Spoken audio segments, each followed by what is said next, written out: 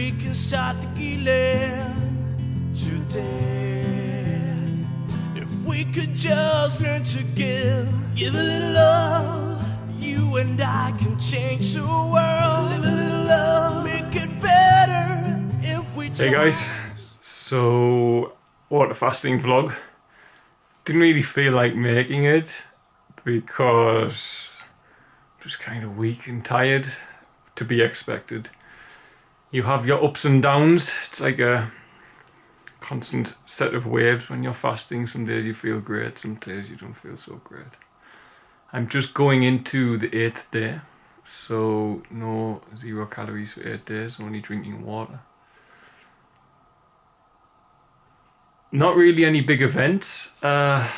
Elimination has been the big thing, as in I have been to the toilet on the 6th day to pass stool, which is bizarre, but some people who fast 30 days, especially overweight people, no offense to anyone overweight, it's just how it works, because when you're overweight you ate too much, that's why you're overweight.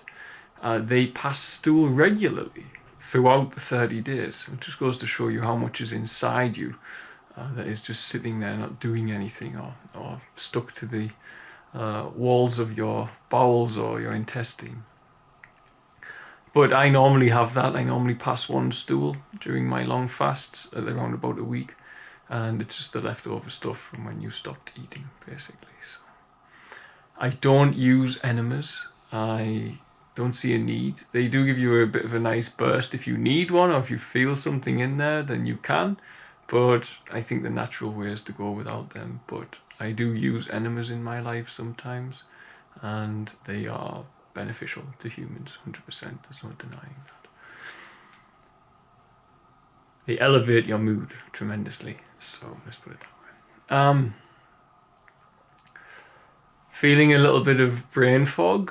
Because I'm fasting, there's lots of toxins being dumped into my bloodstream, and those, obviously that blood passes through your brain, which makes you feel a bit cloudy-headed. But one of the main things about my fast at the moment, which is new to me in a way, is, I guess because I'm suffering from fatigue, which is why I've gone into this fast, I'm having very, very deep and restful sleep, very deep, to the point where I woke up at 2 o'clock in the afternoon today, having gone to bed at about 12 or 1, and I couldn't get out of bed. I was so cozy, my body was so relaxed, and I just stayed there in this really, all my muscles enjoying the rest of sleep, and I just thought, well, I'm not going to budge, this is great for me. So I'm getting some really deep healing on the restful side of things. And you know, as I've been putting the pieces together, my everything, my nervous system, my endocrine system, it's been starved of proper rest for about 5 years, 100%. I'm not getting rest. And in my arrogance in those years, building Feather's Tail and Angel's Gate and everything at Share Tanzania, I came to the point where I looked upon people taking downtime as if they shouldn't be doing it. That's my arrogance. That's my ignorance and my spiritual ego, I guess. Where I'd look at people and I'd say, how can they take downtime when there's so much to do in the world? How can they go out and enjoy their lives? How can they go and do that? And ultimately it's that attitude which has made me sick, and it's that attitude as well mentally during this fast that I'm clearing. Obviously it's not a physical thing only, it's a mental thing as well. So I'm learning that I will be living a more rested life. Not that easy to do in Tanzania, but I'll find a way. I'll find a way. If Fritzi and I have to come back to Europe for a month or 2 every year, you know, in the middle of the year, at the end of the year, then that's what we'll have to do. Or if we come home every 3 times a year, every 4 months or something, then this is what we'll do, because I'm not going to carry on abusing my body like that. The legwork is done. There's a place there that wasn't before. So yeah, the fast itself, other symptoms, stinky breath, Smelly armpits. This is what happens when you detox. You stink. That's why you need bed rest. You don't want to be going out and trying to do stuff in the world when you're fasting. It's a waste of time. Low energy, a little bit slow to get up, a little bit slow to get up and down the stairs. Blood pressure has changed as well. So when I had a warm bath earlier, it made me very weak because my blood pressure shifted with the heat of the bath. Cold feet, cold hands always happens when you're fasting as well, and that can be remedied with a water bottle, easy enough. What else? Very emotional, tearful, in fact, as I allow past events to rise up inside me. Then I've had a few emotions the last few days. And that's all part of the healing process. You know, you can't store the things I've stored over these years without spending some time to process them. But I've never took my foot off the gas to process many of them. Some I have, but not all of them. So that side of it as well. So to summary, pretty weak to be expected, but I'll go into an upcycle at some point. Detox is getting on. Deep, restful sleep, which is wonderful. The best sleep I've ever had in my life has always been when I'm fasting, by the way. And somehow I find this fast easier because I'm fasting to heal something that's a problem in my body. I find this the easiest fast aside from the one when I was trying to quit drugs, because when I was quitting drugs, that fast was difficult because I was getting withdrawal from the drugs, but also easier mentally because I knew what the end goal was. Now this as well, I know the end goal is to heal. So this kind of gives you a bit of ease in your motivation to keep going, you know. The other ones that you do just for spiritual reasons, when you're fasting 30 something days, 40 days, just to strengthen yourself for the spiritual task that God has set ahead of you, then it's tricky because you don't really know what that task is. You don't know if you actually need to be doing it, and it's more difficult. So I find it easier in that sense. So that's my little update on day 7 going into day 8. I'm emotional, smelly. Extremities are cold, but that's normal, absolutely normal. And blood pressure is abnormal a little bit, but that's also normal. You've got to stand up slowly when you're not eating, of course, otherwise the blood doesn't get a chance to get up to your head.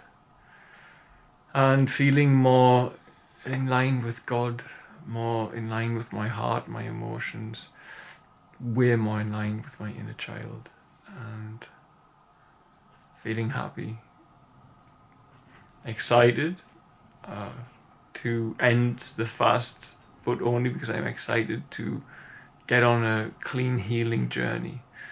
My test results are coming in sporadically, and the rest will come in next week. But up to now, we've established best you can with the UK test that I don't have Lyme disease, which was a concern with all the dogs I've got. I've had countless tick bites. My blood works are perfect. There's no nutritional deficiencies or anything like that. What else? My cortisol levels, strangely, were perfect. So that rules out, at least on that one test, my adrenals. But I don't know about that either. Not 100% these tests.